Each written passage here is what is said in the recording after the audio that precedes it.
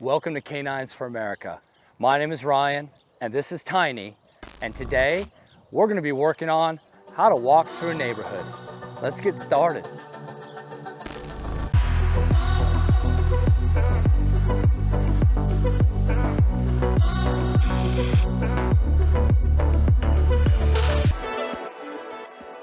Okay, so here we are.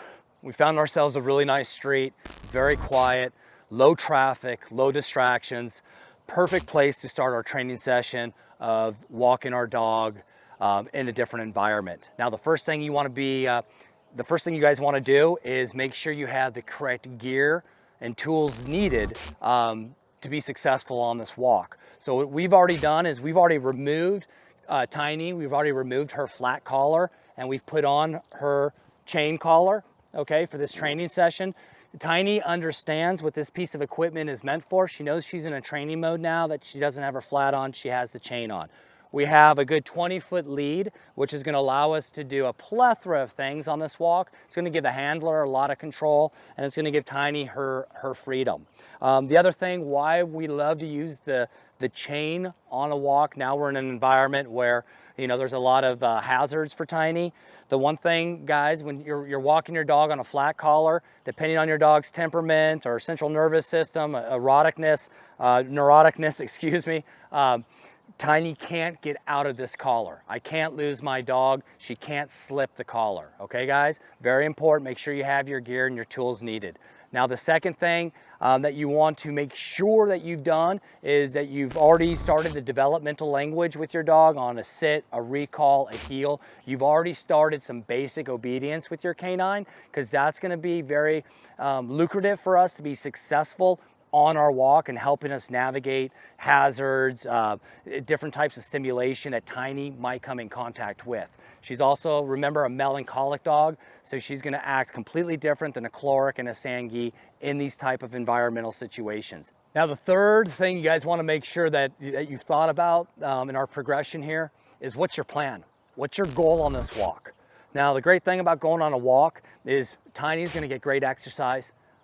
Myself, I'm going to get great exercise, create a lot of movement, but boy, can we work on several different commands all at one time out in the environment where the language really starts to become developed inside that dog, your dog's brain, and we really start to make giant strides. The walk is probably the greatest tool, the greatest thing that you can do with your canine. You can do it several times a day. I recommend early morning, I recommend in the afternoon, and then in the evening. You can do 3 great walks a day. You can get a lot of distance, but we can repetition our commands over and over and over again, and the dog doesn't think that they're training. The dog is out using their olfactory, enjoying themselves. You're enjoying themselves. That's a big part of learning.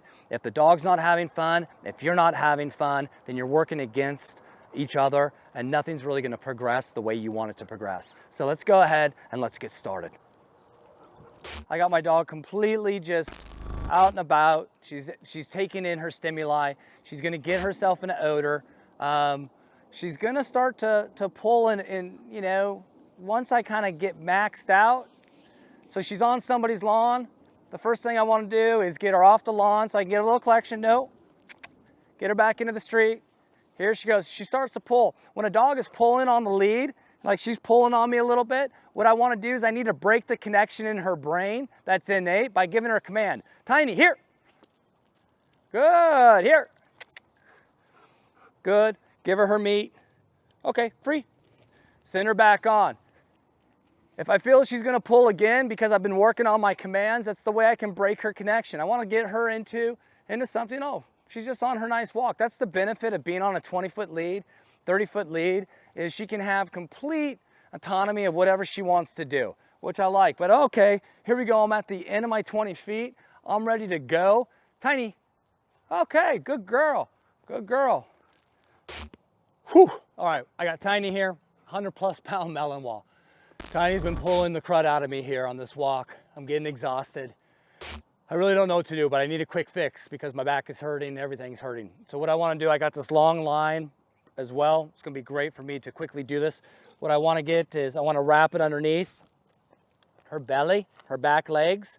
I want to give myself plenty of slack on the right, plenty on my left. Very easy. So when she starts to pull, all I can do, I don't want to pull on the chain. I don't want to correct her that way. Okay, I don't want to be pulling on her neck. Okay, the only reason if I keep pulling on her neck, depending what temperament of a dog you have, it's only going to create more drive in the canine. So if she's already at a 10, I'm going to put her to a 12 to a 15. She's at an 8, I'm going to put her to a 10, right? So what I want to do is I just want to control the back legs. This is a great way to do it. Well, here we go.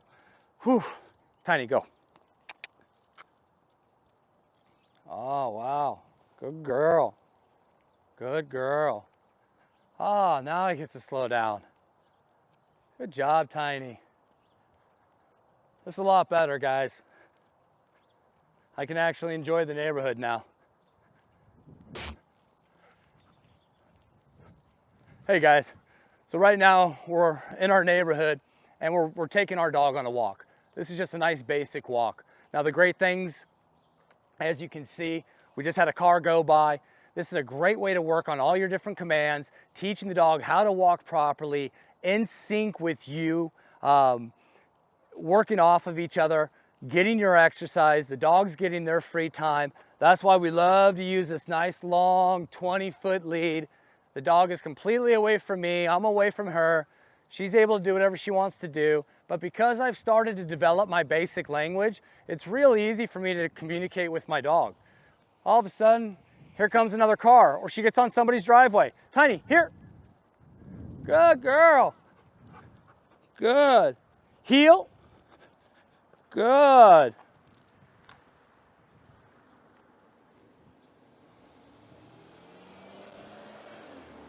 Okay. Awesome way to go on a walk. I have complete control of my dog at all time. She loves the fact that she's on a 20-foot lead. She can do whatever she wants to do. She's not being controlled by me. Careful not to step on the lead. I have my food reward method. Chinese on a chain, which is the mechanical method, but we're doing the contrastive method, which is the best of both worlds. Now Tiny's in a great distraction. This is a great time to work on a command. Let's work on the heel. Good girl. Boom, good heel. Good heel, Tiny. Awesome job. Working the heel. Working the heel. Okay. Send my dog back into freedom.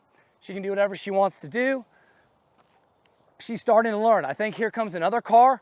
Great way to work on things. I'll start to shorten my lead a little bit. Tiny, here. Good here.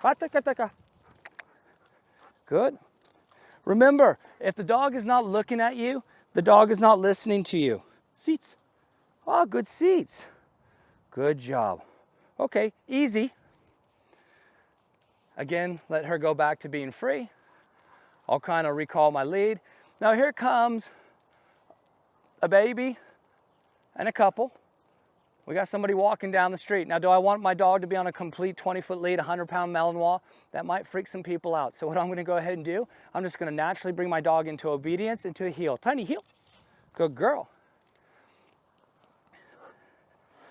Good girl. Good heel. Good heel. Hi. Good heel. That's a good girl. Tiny seats. Good seats. Good seats. All right, guys, now some of the biggest takeaways to remember when you're going on a walk, it's just not, hey, I can expect to get my dog on a walk and my dog's gonna comply to what I'm telling my dog to do. Unless you've built that language with your canine is just gonna be in a neurotic state of mind, everything's gonna be firing them, and you're gonna have a dangerous situation. So what you constantly need to do is you build that language. The walk is the best place where you can constantly reinforce those commands, practice those commands in real life situations. How many cars will drive by that street? Well, it could be 10 cars that go down that road. Well, that's 10 reps where I get to recall my dog, put my dog in some sort of a command. My dog is learning from that environmental presence of what's happening, and we're really able to tone it down. Here I have a couple of nice ladies that are about to walk down the street right now. They got Tiny's attention, right? But Tiny's in a nice basic sit. She understands the appropriate behavior that she needs to display in this type of a setting. How do we get Tiny to this method? Well, again, we use the mechanical method with the food and just rep after rep after rep in the theater that Tiny is going to be working in. So again, there's no one size fits all. The dog has a 50% innate being that we can't do anything about, but then there's also that 50% Malinois that I can start to shape. And the best way to shape that, grab yourself a 20-foot lead, learn how to work your 20-foot lead, which you're gonna have to continue to watch our 102 videos and 103 on long lines. Find a nice quiet street and just go up and down that street working your basic commands.